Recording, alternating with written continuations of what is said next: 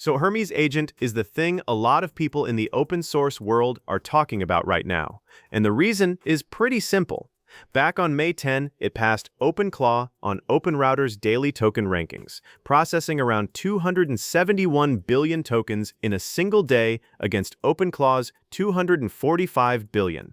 That was the first time since OpenClaw launched that anything else held the top daily spot, and Hermes did it in about 90 days from its launch, pulling in more than 173,000 GitHub stars and close to 1,300 contributors along the way.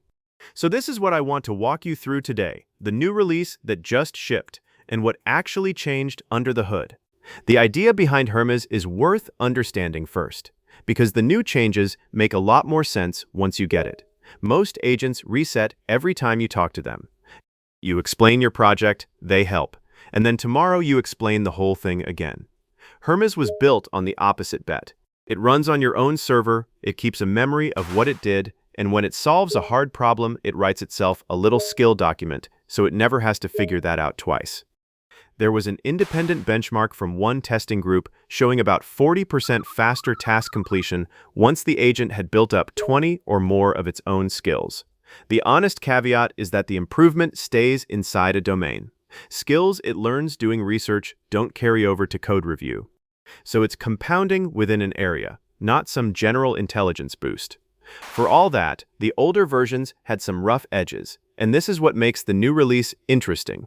Starting up was slow, especially on mobile. Searching your past sessions was expensive and unreliable.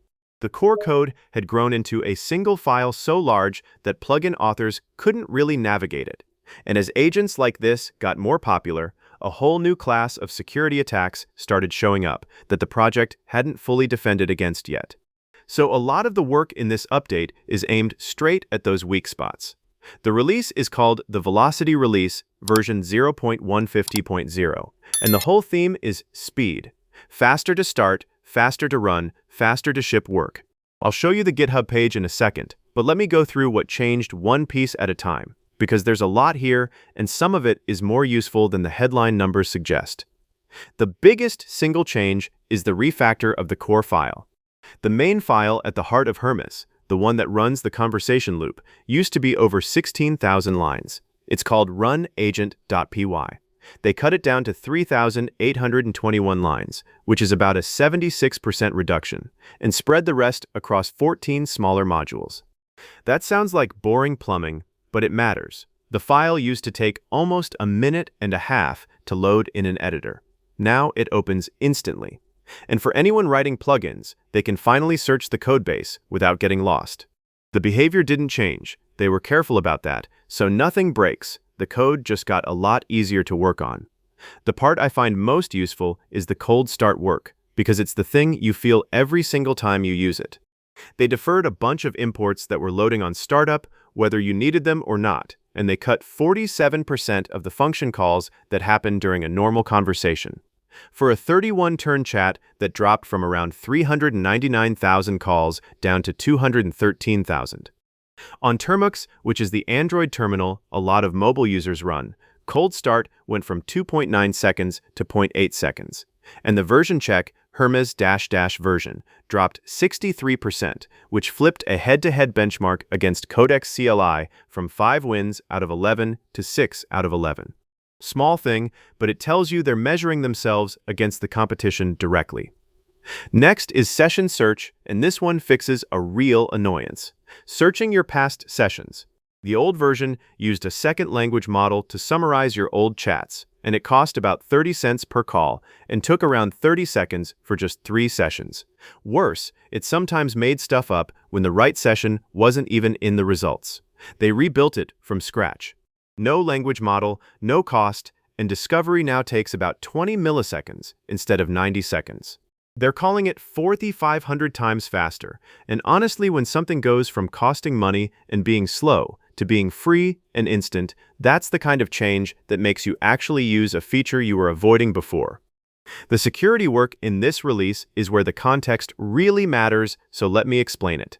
As these agents got popular, attackers started targeting them, and the previous market leader, an agent called OpenClaw, went through a rough patch with this. It had a flaw that let a malicious web page hijack a running instance, and a supply chain attack where over 1,000 bad skills got uploaded to its marketplace. So this is a live problem for the whole category, not a theoretical one. Hermes added what they call promptware defense, which is built to stop attacks that come not through a web page, but through the agent's own tool output, its memory, or a stored skill. The idea is a malicious file or a remote service could pretend to be the agent's own system instructions and slip commands in.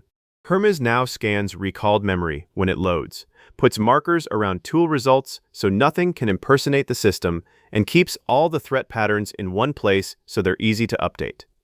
On the Credential side, they added Bitwarden Secrets Manager support, and this one's practical. Instead of keeping a pile of plaintext API keys sitting in a .env file, you point Hermes at Bitwarden with one bootstrap token, and every key comes from there at startup. The nice part is rotation actually works. You change a key in the Bitwarden app and the new value takes effect, because Bitwarden is treated as the source of truth and overwrites the local one.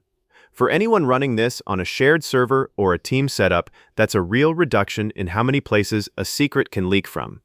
The Kanban system got the biggest single chunk of work, around 104 pull requests, and it grew from a simple task board into an actual multi-agent platform. The short version is you can hand it one big task and it breaks that down into a tree of smaller tasks on its own. There's a command, Hermes Kanban Swarm, that spins up a whole graph in one shot, a root task, parallel workers, a verifier that checks the work, and a synthesizer that pulls it together, all sharing a common workspace. You can also set different models per task, so you use a cheap model for the boring boilerplate and save the expensive one for the hard parts. For business use, that's a direct cost lever, and it's the kind of control that turns a hobby tool into something a small team can actually budget around. A few smaller things are worth knowing too. Skill bundles let you load a whole group of skills with one/command, so a writing setup might pull in 4 skills at once when you type /writing-day. They added NTFY as the 23rd messaging platform, which is a push notification service with no sign-up and no account, so your agent can ping your phone when a task finishes. There are 2 new image generation providers from Krea, at 3 cents and 6 cents per image. And there's now a curated catalog of vetted MCP servers with a picker built in, which closes a gap where people used to just hunt around GitHub hoping a server was trustworthy. There's also a deep round of work on xAI integration, mostly cleanup and safety. They added xAI Web Search as a provider. They detect models that got retired on May 15 so you don't hit silent errors. And they closed a credential leak where a setting could quietly redirect authenticated requests to an attacker's server. If you're using Grok through Hermes, you'll want the update just for that last one. They also added a one-command migration, so your config moves over to a supported model instead of just breaking. So where does this leave things? Hermes is sitting at the top of the daily usage charts now, which is a real shift for a project that almost nobody had heard of 3 months ago. The whole pitch comes down to a different idea about what makes an agent valuable. It's not one smart answer. It's the memory, the skills, and the recovery building up over time. The velocity release is mostly about making that whole thing fast enough and safe enough that you'd actually trust it to run all day. And after going through the changes, I think that's a fair claim. It's free under an MIT license, it runs on a $5 server, and the cost question really comes down to your model API calls. I'll drop the links below if you want to try the update yourself. Alright, so that's it from the video, and I hope you enjoyed it. If you did, please like this video and subscribe to the channel, and I'll see you in the next video.